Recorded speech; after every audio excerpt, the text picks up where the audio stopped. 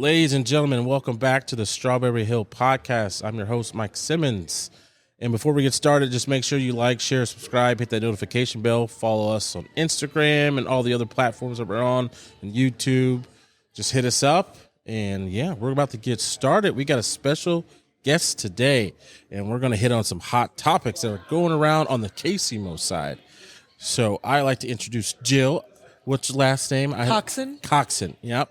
And so, Jill, you are the owner of a lot of places, actually.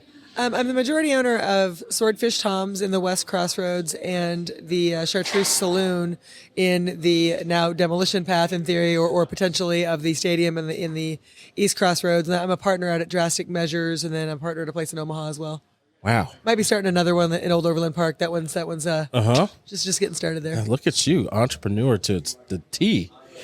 Yeah. So how long have you been in the business of like the bar industry and stuff like that? So I have a philosophy degree, and you can't do anything with that. So I bartended all through college, and just kind of organically grew into a career path. I didn't intend it to be a career path originally, but fell in love with it, recognized opportunity because things in the markets were changing. And I've officially been in ownership capacity for about a little over 10 years. Uh-huh. And so are you originally from KC? No, I'm originally from Nebraska, but I graduated from college at Rockhurst. Uh-huh. So, and then I moved back to Nebraska, although I kind of went back and forth, a couple of times, and then came back in 2015. And so how long have you been in KC for? So on and off, I've been in Kansas City for over 25 years. Mm-hmm.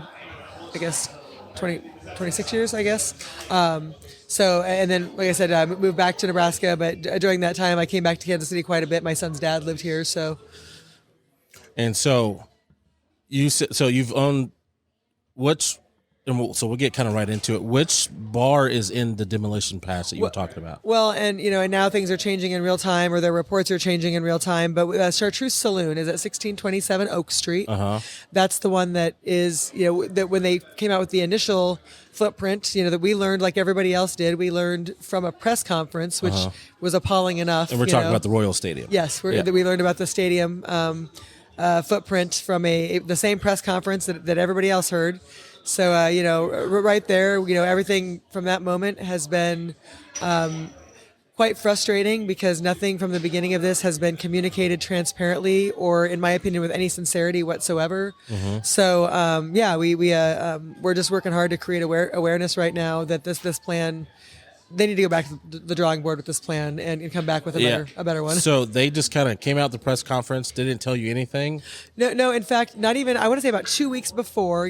We had started hearing rumblings. Like everybody else, everybody has always known, or at least believed, that it was East Village. That's all we heard. What part is East Village? I'm a KCK guy. So East Village is like it's just a few blocks to the east of. Basically, Power and Light. It's between Charlotte and Holmes, I believe. Between would be like 12th and 14th, I believe. That area, and there has been land that has been, as I understand, has been assembled for the purpose of putting a stadium there over the last decade. It is pretty much entirely blank, except for one Commerce Bank branch. So it's just sitting there, vacant. Yeah. And instead, they pivoted. When we started hearing rumbles about the Crossroads, we were just like, no way. We weren't even worried. We have a vibrant business district. It's insanity. Everything from traffic to the amount of destruction of historically significant buildings to the artwork and the dedication to the arts that would be displaced. We weren't worried. And then when the announcement came out, we were all just dumbfounded. Mm-hmm. And not even 2 weeks earlier, before that announcement, Tony Privatera, who's at the center of this because he owns the Kansas City Star Print Press building, and Matt Abbott both addressed the Community Crossroads Association in my business. They stood in our business and, in my opinion, lied straight to the entire room because just 2 weeks before that little press conference, they claimed they knew nothing. Yeah. They don't know where it's going. We have no idea. We're just like you. We're waiting to hear. And then lo and behold, just in 2 weeks' time, they put together that shiny footprint, and now the way Matt Abbott's talking, he's been talking to them for quite some time, and he didn't even have the decency to let any of his tenants, including myself, know. So Matt Abbott's the guy that owns the building. Oh yeah, he stands to make the most money as the private landowner for this land grab, for sure. And and there are a lot of other landowners that they did not talk to or have not talked to. Matt Abbott was obviously on their radar because he owns the majority of them. And if you understand land grab tactics, you're going to go after the guys that own the most of the property first. Yeah. And as soon as it starts caving little by little, you just pick up those properties because it's a poison pill to the neighborhood because nobody else will come and rent there because they don't know what the future of the neighborhood is. Yeah, it makes sense. So, and Tony I can't say his last name. Yeah, you don't need to. And so he owns the KC Star building? Yes, and he is also, they go by Ambassador Hospitality, but to be very clear, they are not a hospitality group. He is Mark One Electric. That is the real company behind, Tony Privatera's company. And so they purchased the print press building for $30 million.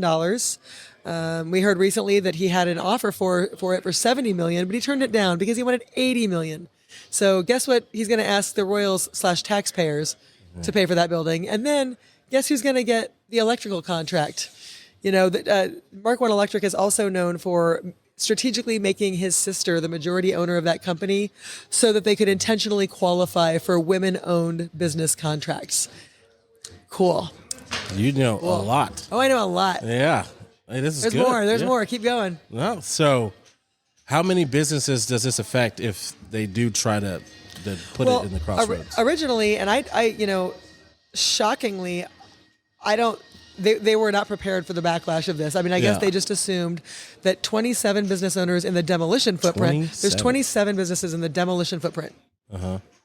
There are up to 40 more in the immediate negative impact zone. And by that, I mean the surrounding adjacent block that would be dealing with years of construction, a shift in demographic to the neighborhood, rising rents because the property value is going to go up, and the traffic and infrastructure. Don't even get me started. I'm sure we'll get there. That is insanity that they think that there is enough parking down there. It's already overparked. I know someone posted a picture. It might have been you too. That they showed all the cars down at the stadium. It was like 40,000 cars or whatever. It's like, where are you going to put that downtown? It's absurd. We also live in the East Crossroads, and it's already overly crowded and dangerous when multiple events coincide. So you've got T-Mobile Center, you've got the Truman, you've got the Grinders Show area, you've got Midland, you've got Kaufman, you've got Bartle Hall, and when these events, coincide, it's already a complete disaster. I mean, every single side street is double parked illegally so that it's a one lane to get through. Normally it should be 2 lanes open, but they double park it. So emergency vehicles have a hard time getting through or making corners. It's road rage central. I mean, it's smash and grab central because the crime is off the hook down there. There's no jail, so it's insane. Did they ever say anything that they were going to do with parking down there if they were to go? They have flat out said that there is plenty of parking available downtown, and even if there's only parking available for them, there's no parking left for any of the other places I just mentioned, including all of the other businesses. And I will say, as a KCK guy that goes downtown for events and stuff like that, there is no parking downtown. Even like the parking garage, you might find a space, but then like if you're talking about adding a stadium and having 30, 40,000 people, like that kind of puts a mix into things. I beg people, come downtown. I mean, this is not a good weekend because it's Easter Sunday, so it's not going to be as busy as it normally is. And so, but it's every weekend, it is completely jam packed. And a couple of things. One, it's amazing to me that they didn't count or factor in human behavior, predictable human behavior. When you open a business, you have to factor in what are the people going to do. You have to factor that in.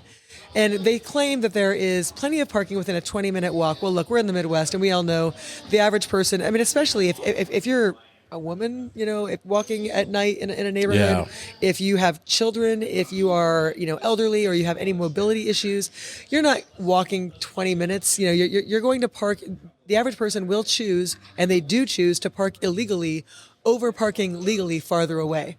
That is foreseeable human behavior. It's exactly what does happen I do every that, weekend. so. Yeah, exactly. Yeah, and especially when you see 10 other cars illegally parked, you're like, oh well, the tow trucks can't even get in. So, and back to those parking garages, many of them are privately owned. So a lot of times, so things like Cosentino's, they have a parking garage there, but oftentimes they close it for event parking. It's not open because they kind of pick and choose. Yeah, because they have to preserve spots for their business. So a lot of the lots, are dedicated for specific use, and they either close for event parking, to remain open for their purpose, or it's $50 or more. I mean, so that's another factor. It's like, these aren't going to be free spots. Yeah. And so you said there's 27 businesses that get affected. That's 27 demolished, 40 immediately impacted 40 additional in the immediate impact zone. And we did a hand count the other night. Two of us went out separately and then compared lists. There are approximately 250 small businesses in the 3-block radius impact zone. How many? 250. People that are online, I see so many people posting ridiculous things like, "Oh, it's just going to destroy a U-Haul and a strip club." By the way, that strip club pays taxes.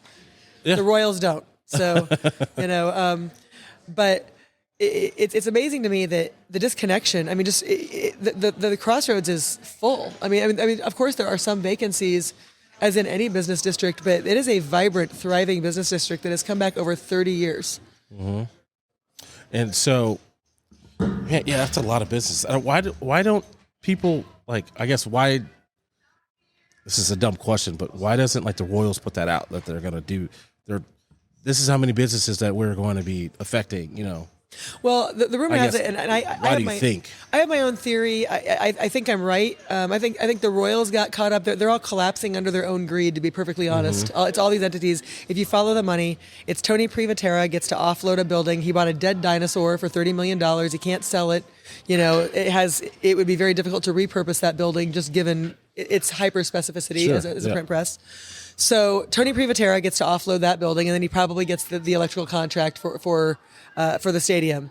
Cordish, the word that we have, the inside scoop that we have heard, is that at the last minute, Mayor Quentin Lucas allegedly and unequivocally pressured the Royals into changing their preferred site from the East Village, which has always been, to the East Crossroads under the pressure of Cordish.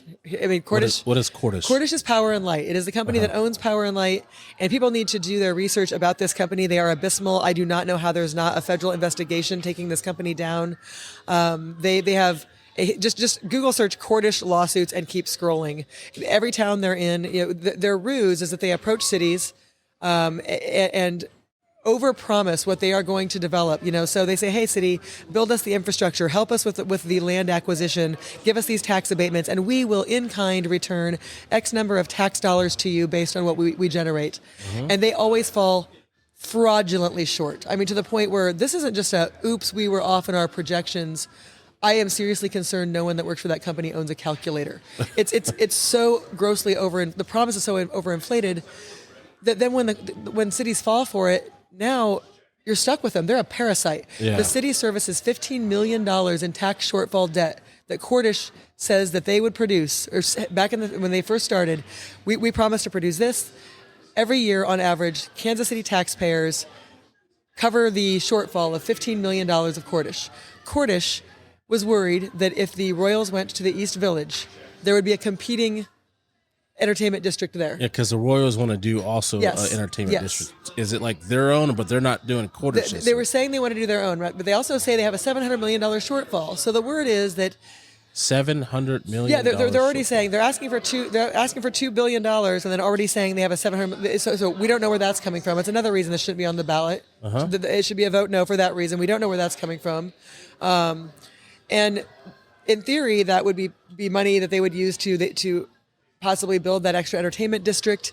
And because, again, the Royals are just as greedy. If they had just said, you know what, supposedly Quentin Lucas, allegedly, and I think it makes sense as the puzzle pieces are coming together, I believe he had a hand in maybe stating to the Royals that if they come to the East Crossroads, the city will do what it can to help with that $700 million shortfall, but if they go to East Village, they will not. And if I were the Royals at that moment, I would have said, you know what, we're going to take our own money because they have it. Yeah. They have billions. They have $700 million. They should have just said, you know what, we're going to cut our losses. We're going to build our own entertainment district in the East Village. There wouldn't even be a fight. I mean, there would be some naysayers. I would still be voting no because I don't believe in giving billionaires money for anything. But they walked into a firefight in the East Crossroads that they would not be in right now if they had just announced East Village. And so I know just recently, I'm trying to keep up with it. They just moved the footprint back a little bit, right? Because of the backlash they're getting from us. And you don't get to do, I mean, they didn't have a plan to begin with. That's the issue. And you don't get to shrink the plan 5 minutes before the vote. Are they asking? It kind of confuses me because it's like, how many times can you change it before the vote? Yeah, 5,000 people have already voted on when they announced that, 5,000 people had already voted early on now false information. Yeah. You know, and by the way, they just shrunk the footprint. Are they asking for less money? No. Probably not. No, they didn't change that. That's not changing on the ballot. So, yeah, I mean, just everything they do, the disingenuous way that they've run the campaign to utilize the Chiefs sentiment. All the mailers are red. Have we noticed that? They're not blue. They're red. They're using Chiefs sentiment, Chiefs spokespeople. They're threatening to leave. Behind closed doors, they admit those threats are empty. Well, yeah, because they still are on a contract till, 2030 or something like that? Their lease goes another almost 7 years. Yeah. I mean, they've got plenty of time to actually get a real plan together and to come back to the community with something better. But they wanted to ride the high of the Chiefs sentiment, the Chiefs win. It's not a shocker that they forced it onto the ballot this quickly. It should be two separate ballot measures. It should not be one. It should be a Royals and a Chiefs ballot measure to allow people to separate those emotions for those teams. Everything about this has been handled deceitfully. So what do you think the best option for them to do? The best option for them is to go back to the drawing board to kindly back off of the East Crossroads and to choose a location that doesn't devastate the hard work of dozens of entrepreneurs over the course of 30 years. Yeah. You know, because really I tell people this isn't about, in my opinion, it's not even about our neighborhood or our businesses or a baseball stadium. It's about the future of entrepreneurship in this country. You know, if you want to allow billionaires to just point at an area and say, I want that, you know, what is that? In a very short amount of time, you know, the opportunity for small business owners to even get in the game is evaporating before our eyes. And it blows my mind how many people are so willing to vote against their own opportunity in this country. Yeah. Yeah, it would scare me half to death if, like, say they would want to come down here. Yeah. But then I just have no say. And I'm like, okay, you're out. Yeah. And what's funny is, you know, there's really nothing for me to negotiate with them. You know, by the way, you know, and they did not actively seek us out. You know, we're the easiest people to find. We work our businesses every day. Yeah. And, you know, and when the pressure started adding up that they needed to be talking to people, they did some dog and pony, you know, shows to meet with people. They were not active in seeking me out. I have a mutual friend who works for Populous who forced us together in an email introduction. Sarah Torville and Brooks Sherman came to the saloon. I took it upon myself to invite 10 other business owners that they were not talking with to put them in contact. And during that meeting, I gave a list of bullet points. You know, they say, oh, we'll help businesses move. Yeah, but I guess what does that mean? Help businesses move, right? It's such a laughable, empty promise. And nothing, by the way, nothing in community benefits agreements is legally binding. Yeah. Period. Hard stop. When you're talking legally binding language, it takes months. I've negotiated leases. Commas matter. Every word matters. You know, a bullet list of empty promises is not something any judge would uphold. Every business has very specific needs and very specific, you know, to be made whole. You know, I would ask for things like my employees being covered with what they're making right now for the entire time that it takes us to actually move. You know, and so I gave them this bullet list of things. And then we had set another meeting to talk numbers associated with those things. But in the in-between time, I learned that while they're walking around acting like it's a done deal, my building with Matt Abbott isn't even under contract for sale. Yeah. I have a legally binding lease with Matt Abbott for the next 7.5 years. So that was my next question. Like, how does that work? Like, I don't, shame on me. I was a cop for 15 years. I don't know if you knew that. And I was going to say, like, is that where, like, the eminent domain comes in play? Or, because, like, I don't know how you just, like, all right, they buy the building from Matt Abbott. Let's just say, you know, worst case scenario, it goes through. They buy it from Matt Abbott, and he just says you're out, but you're still under contract for so long. Correct, legally. And this is why, you know, so the day after the announcement, Matt Abbott's property manager called me, and I'm assuming other tenants, to set up a time to talk. And I laughed. I said, "Really now? After we've learned we're in the demolition footprint, and then Matt Abbott's already agreed to sell?" He would know that before the announcement came out. That was a mistake. Yeah, any decent, upstanding person would have approached us prior. Sure. But so I just said, "Hey, look, I have no problem talking with Matt Abbott, but I will not be in a room with him without an attorney present." Mm-hmm. And that's my right to do that. Or if he wants to communicate via email, so that everything is in writing. Even prior to this incident, I've had issues with Matt Abbott not being true to his word in contracts. So his word means nothing to me. His signature means nothing to me. I know that I have a legally binding lease with him for the next 7.5 years, that if he sells the building, which he is entitled to do, it's sad that he sold out an entire neighborhood, but it's his prerogative. My lease will stay intact legally. So it will sell, in theory, it will sell to the Royals first. And then they have stated that their intention then is to acquire the property necessary and then to sell to the county for a really good deal. And then the county will lease back to the Royals for some of this property. And so they would become my landlord at that time. And I said in an email, like the Royals would become your landlord, and then the county would become my landlord. Uh-huh. So then, what our fear is that would potentially happen is that they would just proceed to if we stand our ground, they could just illegally break our lease and then say sue us. Or because you're going to be waiting in line along with other people, and it's going to take years and years and years. And you might get a payout, but you're still out. And the eminent domain protection for tenants in Missouri is next to nothing. All of the benefits of eminent domain go to the property owners, not the tenants. Yeah.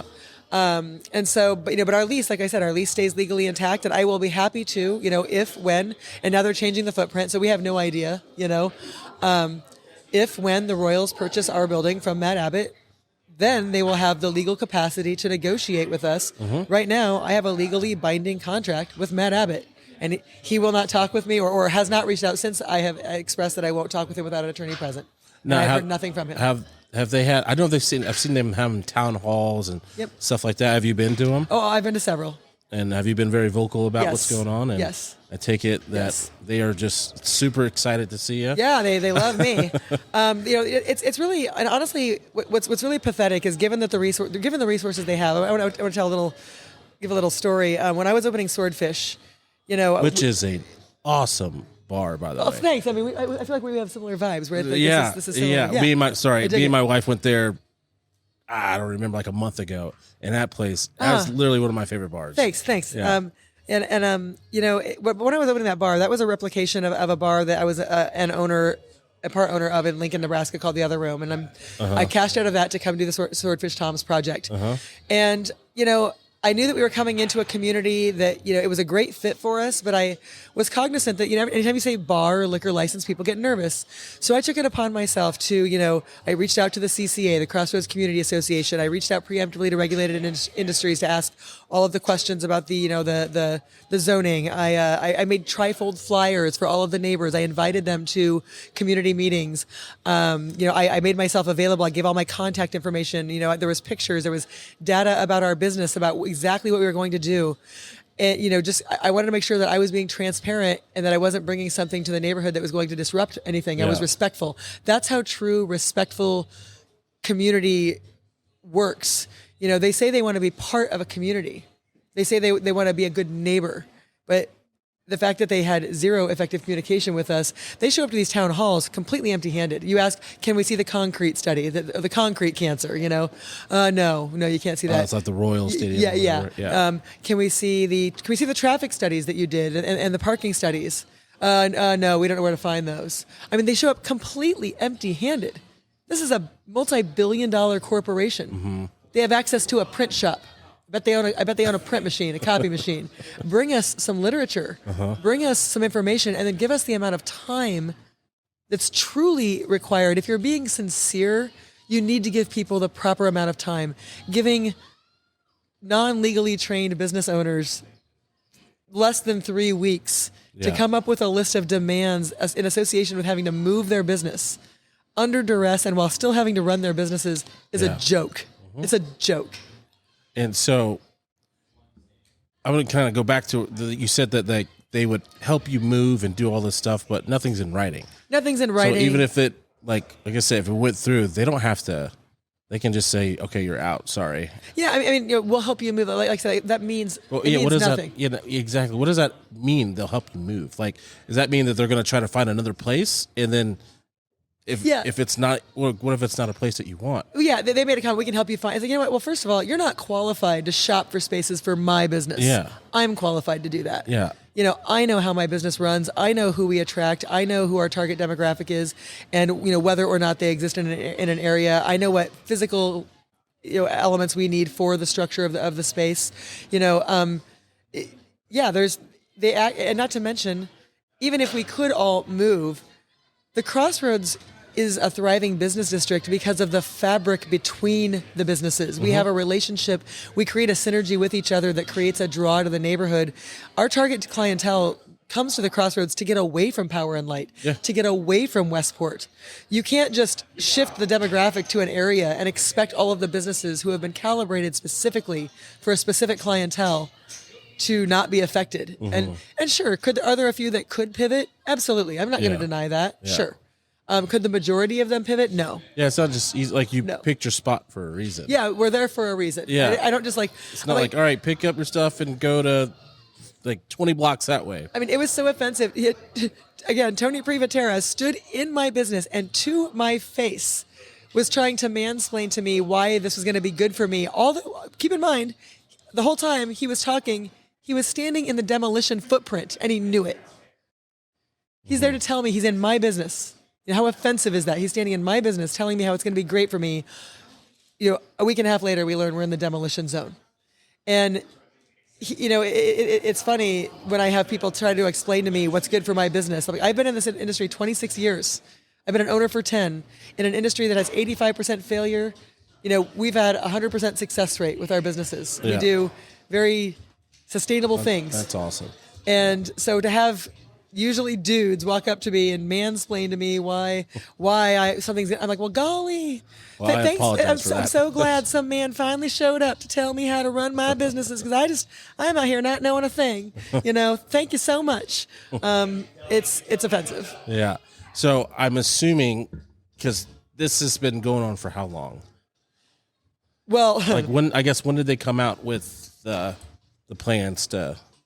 The public has only known for about a month. But I believe this has been going on for a lot longer. I guess when did you find out? About a month ago. In the same press conference that everybody else. And I've been following you for a while, and kudos to you. You're very vocal, and I love that about you. And I've also seen that you get a lot of backlash too. Yeah, I mean, it's really, really sad and frustrating, because we're just out here trying to defend our businesses, our livelihoods, our employees' livelihoods. That's what I was trying to get at. It's like you're defending your own. I'm also defending everybody else's opportunities for entrepreneurship. Like I said, anybody that votes yes for this is voting against their own opportunity. Little by little, they are just land grabbing, and this is a rebranding of the company store. If we keep falling for this as a country, we are all going to be working for Skrit, renting from billionaires. No one will be able to own anything or to operate their own businesses. We are on that path. Yeah. So I guess going back to that backlash, like what have you experienced so far? I mean, everything from, negative reviews to just complete, berating in social media, and it's people that don't have the facts, I mean, we're just out here, we're just giving you math. The math doesn't work, and the economists agree with us. The math doesn't work. And, you have billionaires asking poor people to pay for their stadium, to build their stadium, to work in their stadium, and they couldn't even guarantee to stand up KC, the stadium workers. They're out here bragging about all the jobs they're going to create. The good jobs are the construction jobs because those unions obviously have a much more effective negotiating power behind them. So sure, the union jobs are good jobs, but those jobs would exist no matter where they build. Yeah. So East Village, they still have those jobs. The next round of jobs are the lower paid stadium workers. The people that make them their billions. And they couldn't even guarantee a $20 an hour wage floor. Stand-up KC was asking for very basic dignities. So what's Stand-up KC? Stand-up KC is as I understand, I don't want to get this wrong, but I understand them to be the union behind the low wage workers. Like gotcha. So it's the stadium workers, the groundskeepers, like the people that are actually keeping and maintaining the stadium and day-to-day business. And they had asked, as I understand, the Royals to contribute 1,000 affordable housing units in close proximity. There's an 8,000 affordable unit shortfall in the downtown area. 8,000? There's an 8,000 shortfall. So Stand Up KC, as part of their CBA with the Royals, was asking them to contribute 1,000 and to do a $20 an hour wage floor.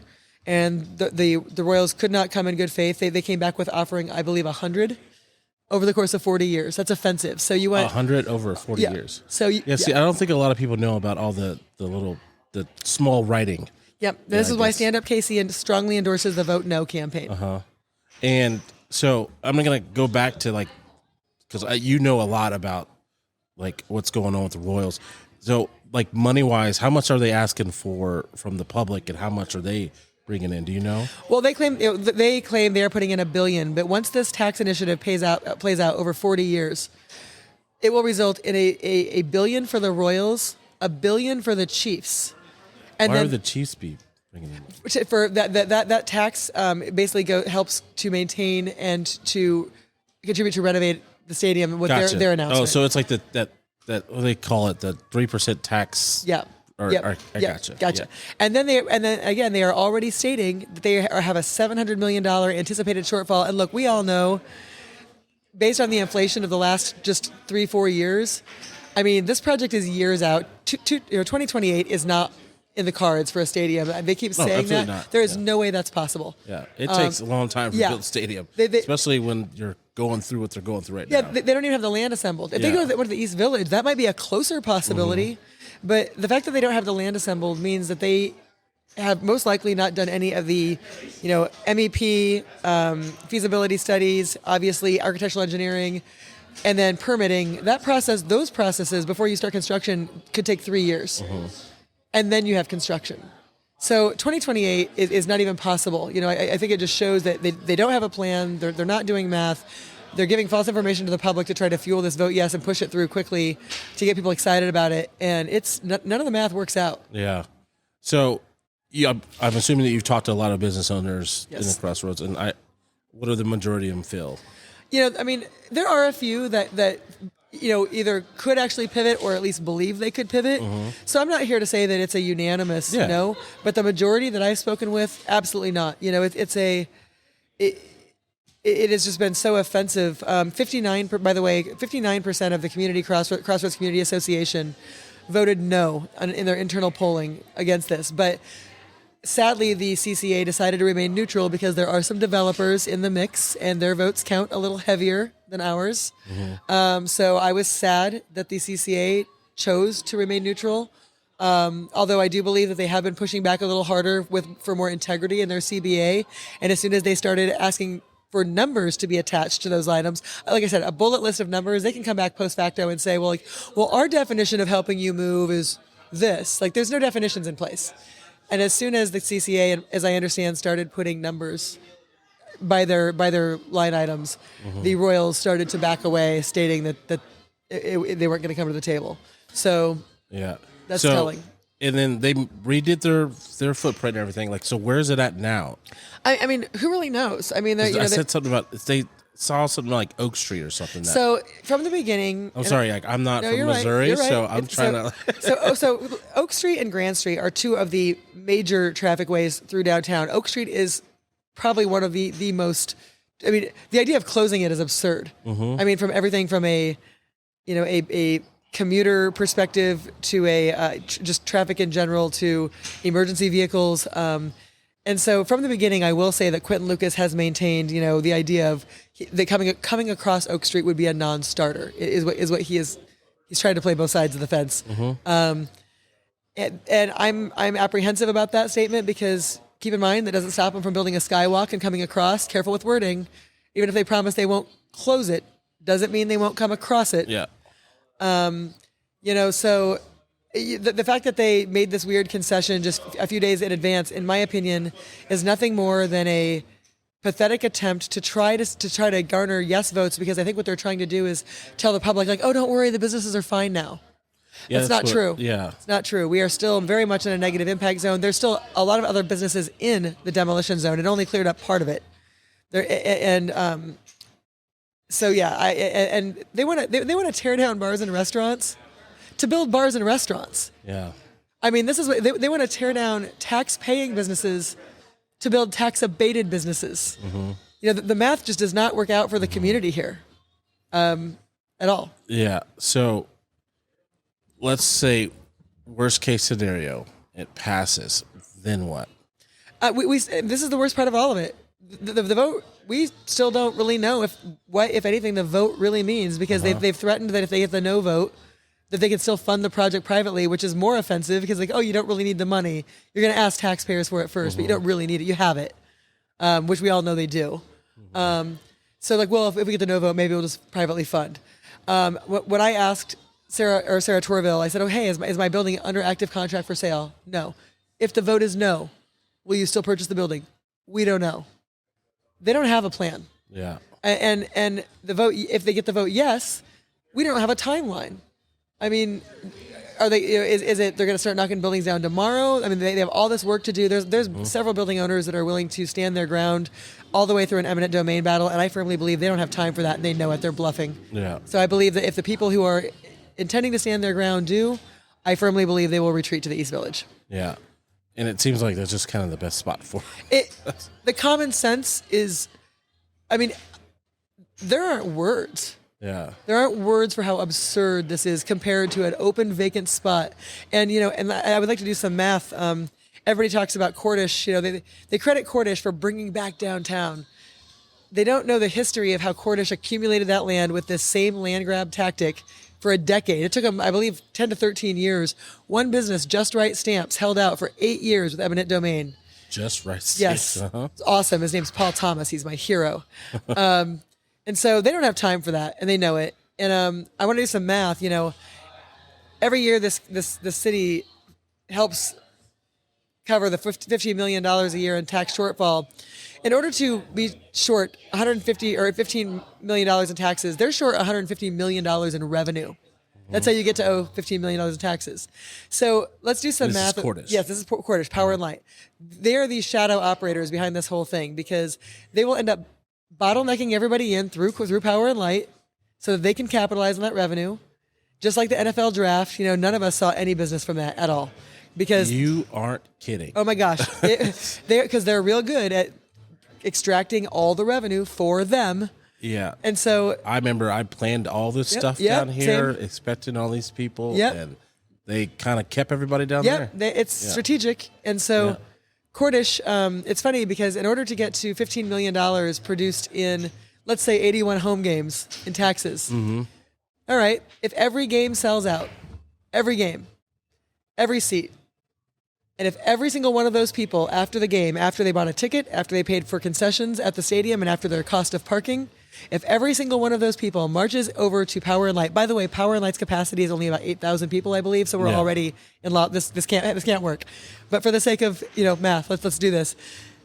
If every person walks over to Power and Light and spends an additional $60, they can get to $150 million in 81 games. And by the way, those 81 games are going to drive everybody else out of downtown. So it will be a wash. The tax revenue that's currently generated on those nights in other places won't be generated because everybody else will still steer clear of downtown. Yeah. So whatever tax revenue is generated that night for them will be a loss other places. I just can't imagine because even when because I go downtown every once in a while and you notice just the stadium's pretty far from downtown and you still have traffic now. And I just can't imagine the traffic for a downtown. I'm not saying that it East Side or the East Village, they put it there, whatever. But even if they put it there, the traffic is going to be god awful. I don't know, no one's really had talked about that. It's insane. I mean, they keep comparing us to cities like Chicago.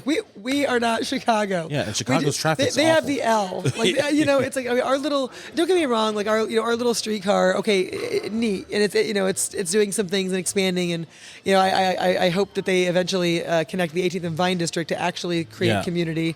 But it's It's a giant bus. It adheres to traffic laws. If there's a fender bender, it stops. I mean, that is not sufficient mass transportation, even close to it. Rideshare services stop responding to areas. Just during Comic-Con, Ubers weren't coming down to the crossroads because, really? and they shouldn't. They all call off to the area because they can't make their money. I mean, if an Uber driver, if it takes him 5 times as long or her 5 times as long, that makes sense. So they will call off to strategically hike the price, which they should, because if it takes you 10 times longer, you should make 10 times the money. So an Uber driver, I'm worried about our West Side businesses also, because they're going to suffer through not having rideshare services available to them. Yeah. So it's a real issue. Yeah. It's crazy. There's like a lot of stuff that a lot of people don't think about, like especially that too. I can't believe how much wasn't considered. I mean, because in this plan, and to me, it just showcases so much. This is not about being part of a community or caring about. It's a classic land grab. Like you look at how these things work. It's a poison pill to the neighborhood. There's already one woman, Julia Cole, owns a building that was going to take on a tenant. They had signed a lease. It was going to be a great concept. They are. I don't want to name them because I don't want to out their concept. But they are beloved. Culinary people in Kansas City. And when they learned that this was going to spring up, they told Julia, we can't take the space. And they backed out of the lease. Which is smart on their part. Yeah, because why would you if you don't know the future of your lease? And this is how the land grabs work. They poison pill a neighborhood. All it takes is politicians and developers to start talking and spreading rumors of development.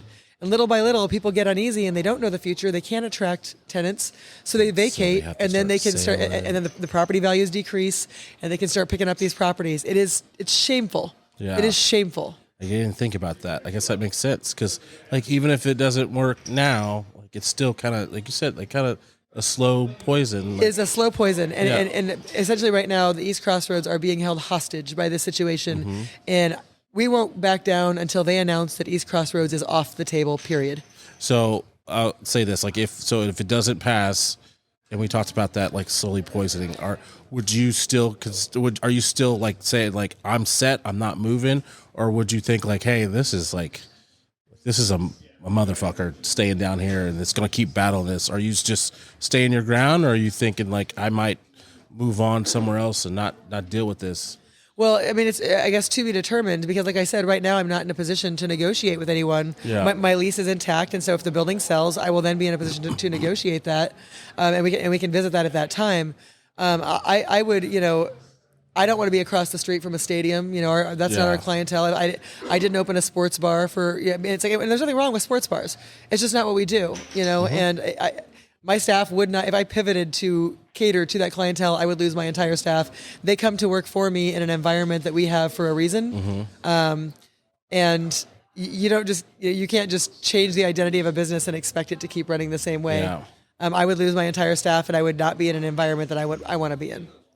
So we talked about all the negative kind of things that were going on, or the negative reaction and people, being towards you. What about like positive? Like, are people kind of staying with you? Yeah, we've got a great support system. Honestly, I mean, I've been so grateful for the people who did step up to provide leadership to our community, because at one of the first town halls, we had great people like Tim Smith and Stacey Lake and Megan Marshall and Kate Barsati, who came up after the town hall and were just appalled and stating that they recognized we didn't have community leadership to defend us, and they stepped in, and they've been incredible assets and leaders, and Rural Grit joined in. I mean, with their reach, the Crossroads district has been brought back by some of Kansas City's most tenacious, creative people.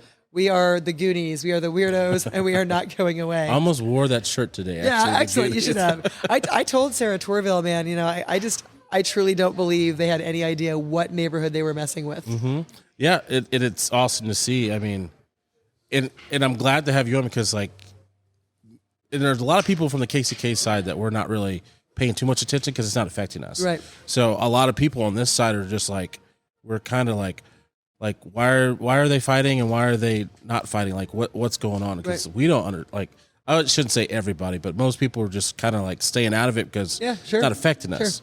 And so that's one of the reasons why I wanted to have you on, because it's like I don't know too much about it, but I'm a small business owner, and I wouldn't want that to happen down here. And that's really, in my opinion, that's what people are voting on. It's they have plenty of time to come back with a better plan. But man, as a country, as a city, as a community, we need to start grasping on to the few crumbs that we still have access to.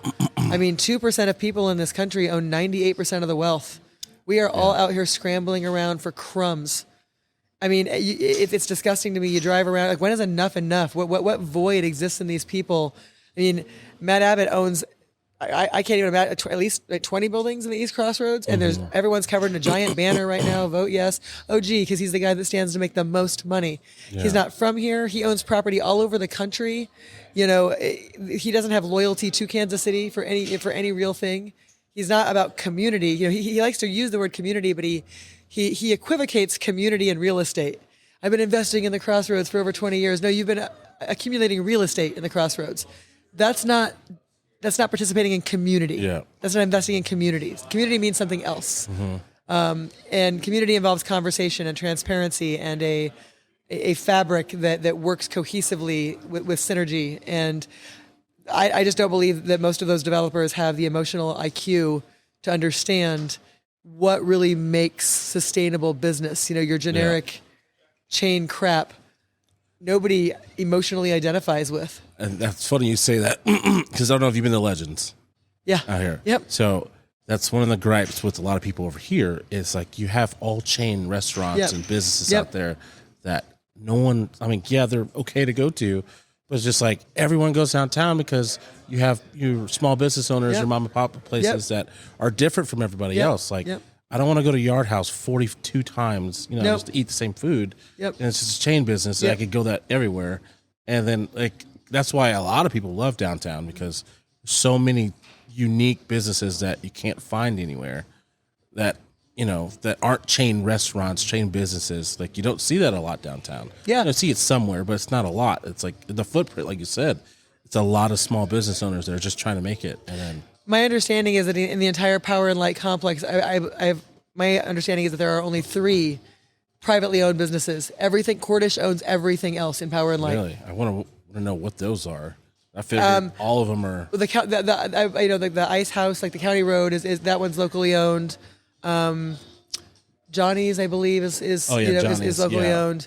There's one more, but 3 out of nothing against Johnny's, but they're a chain. Yeah, it's a chain. There's a ton of Johnny's around here. And case in point, there's a price point per square foot where you simply see local businesses disappear because they're just you cross the threshold of sustainability for rent. For a small, you don't have the deep pockets and the ability to move money around through a chain.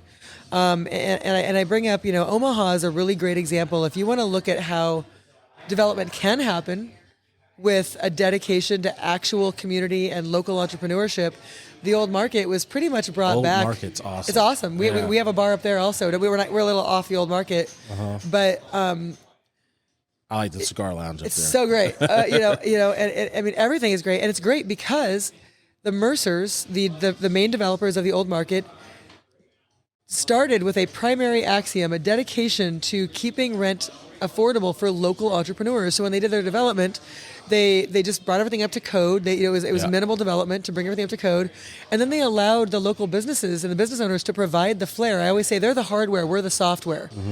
Developers that get that do quite well. Yeah. Developers that are just in it for them to sell out to the next highest bidder or the next biggest shark that comes swimming around don't have any concept of sustainable community. And it's that slow and steady wins the race. You'd make the same amount of money over time, but if what you want to do is keep hiking rents until now it's not affordable and all that you in there is a generic chain restaurants and stuff. Cool. You're not doing anything to contribute to community. Nothing. Yeah. All you're doing is just hiring people to work there. That's it. In fact, you're siphoning money out of our community because those companies are owned in out-of-state corporations. You're not really bringing back money to your community. So it's we just keep watching this sad experiment get done over and over in every city, and I wish that Kansas City would realize its potential to be a real leader. I mean, $2.7 billion. You know how far that could go to do really amazing, groundbreaking, pioneering things in affordable housing, amenities for the unhoused, mental health centers, addiction centers, just our infrastructure, our education. We could do so much with that money to become truly, a leader in the ideas of community betterment. Most of the people who will fund this tax, if they vote yes, won't even be able to afford to attend a game. And when Sarah Torval, when billionaires talk about affordable anything, I get very upset because they need to shut their mouths. When they say we'll have $10 tickets, okay, well, $10 for a family of four, if those two parents are working minimum wage jobs, those same people would tell that family of four it's irresponsible of them to spend that $40 on a game. If they're living paycheck to paycheck, that's a tank of gas, that's a week of school lunches, that's, people, they are so out of touch with how people have to live. Yeah. I when I was I was a single mom, and I chose between gas and food, and I pawned my great grandmother's wedding ring to buy groceries one week. So it's offensive when billionaires talk about what is and what isn't affordable. Especially if you're talking about like a $10 ticket and the parking is like $100. Yeah, exactly. I don't see that anybody being able to truly attend a game for much less than $100. I kind of jokingly said this, but I'm kind of almost being serious. Like, I almost wish that they would just put the stadium over here, like around the Legends. Like, there's so much land over there. Yeah, and I like kind of joke about it with like the kind of politicians that come in here and stuff. I'm just like, why don't you guys just bring them over here? Yeah, like, and there's so much land, and there's nothing that we like. I know it would like we already have high taxes over here and stuff, but it's just like they wouldn't disrupt anything. No, and the Legends is exactly what those people look for. It's exactly the generic experience that like, because we already have the T-Bone Stadium out there, or Monarchs, whatever they're called, and then we already have Sporting out there. Just put another complex out there, and like our city kind of like, yeah, sure, like we don't care. And it's just I don't. Sometimes I don't get it. I mean, I understand why they want to be downtown, but it's just like you've got the land to do whatever you want out here. And the people out here are probably not going to complain or like say, vote against it because there's nothing out there. Like, we want things out here. Well, and that's why, at the end of the day, I just always tell people, follow the money. Always follow the money. Yeah, there's a reason why they want to be downtown. And it's not for the betterment of the community. Yeah. There's about 5 pockets that are going to get real full. You've got Tony Privatera selling that building, getting the electrical contract. You've got Cordish, siphoning all of the game money that they can out of the events, and local businesses are going to suffer for that.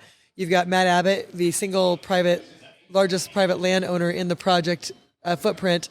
So not only will he benefit from the sales of those properties, but then all of the other adjacent properties that he owns will go up in value. So you can cash in there. J.E. Dunn is a team owner, so no matter where they build, they're going to get the contract to build that stadium. So it's just follow the money of the players involved is what there's a few people that are going to get real fat, and there's a lot of people that have worked really hard for a really long time that are going to be devastated. So the vote is what, Tuesday? Yes. So what are you planning to, I mean, I know you got probably a full schedule before then. So what do you got going before then? Well, in addition to all of my regular things that we do for the businesses, I'm actually speaking at noon. I believe it's Stand Up KC that is hosting the rally. It's at the election board, and it's you can attend the rally. Actually, that's Monday, and then they're brilliantly hosting it there so that you can just go in and vote if you're a Kansas City resident and a Jackson County resident. So you can just go in there after the rally. So I'll be attending that rally, speaking at that rally, and then obviously on... Is that tomorrow? That's Monday. Today's Saturday. Yeah. And then Tuesday, of course, is the official vote day. We want everybody to go vote. That's the most important thing. It doesn't matter if we're winning social media wars or arguments on Facebook. Sure. We need people to go vote no. Just send a message to have them come back to the table. They have plenty of time. They're not leaving. So yeah, that's the message. And on the second, we'll all be hanging out. We're confident. We think we've got a really good shot of getting the vote voted down. So if they, I guess if it doesn't go through, like, what do you think that their next move is going to be? Because it seems like they don't have everything planned out. They don't have a plan. And and I realize it's sort of this catch-22 because you can't do a specific architectural rendering when you don't have the property. Why would you pay for that if you don't know if you can? It's like, so and so this is why Frank White called it out. He said, look, you don't have enough information. And I think it's funny because he said something like, I still haven't seen a lease. Yeah, and by the way, there is not a signed lease. I mean, everything that they've mailed out is so disingenuous. They mailed out mailers that say the lease is signed. It is not signed. They hosted a little dog and pony show, with the Sports Complex Authority, and the SCA does not have legally binding power to sign on behalf of the county. The only person who can sign that lease legally is Frank White, or he can be overridden by a super vote majority of county legislators. So we don't have a lease. We don't have a lease. We don't have a community benefits agreement that's legally binding at all. We have nothing. And they're asking for $2.7 billion. And over the course of the next few years, like I said, projects always go up. No project ever decreases in price. It's like, all right, 2.7, and 5 years from now, it's the same. Yeah. 5 years from now, this could be a $5 billion project. Yeah. So, the voters deserve better. They deserve more information and more transparency. Okay, so I'm going to end it with this last question. So let's say I'm a Jackson County voter and I'm on the fence because I don't really know what's going on. I just see yes, vote no. And you see some, because on the vote no side, you're seeing more on like the social media aspect of it, of people like speaking up. And then like to vote yes, it's all on TV, on radio. Print, radio, ad. Yeah, that's what, yep. Yeah, so what would you say to the voters out there that live in Jackson County that are tuning in, that are, on the fence or just don't know what to do? Sure. Well, and it's understandable. I think the messaging has been very confusing from the yes side, so it's understandable that they're on the fence. I believe a lot of their messaging has been very deceitful and full of a lot of just false propaganda. But if you're on the fence, vote no, because there is still time. A vote no doesn't mean they're leaving. They have 7 years left on their lease.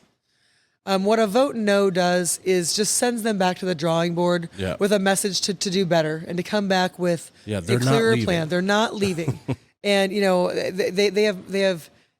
they've used Chiefs sentiment to drive this vote. We just need to slow down. We need to take a deep breath. We need to separate the measures onto two separate ballots so that people can have different feelings about both, if that's their option. They need to have that option. Packaging them is very deceptive. So if you're on the fence, vote no. Take a deep breath. Tell them to go back to the drawing board. They have plenty of time. It's not sending our teams anywhere. It doesn't send a message that we hate baseball or that we hate the Royals. It just says we need a better plan, and voters deserve to know what $2.7 billion in taxes is going for specifically.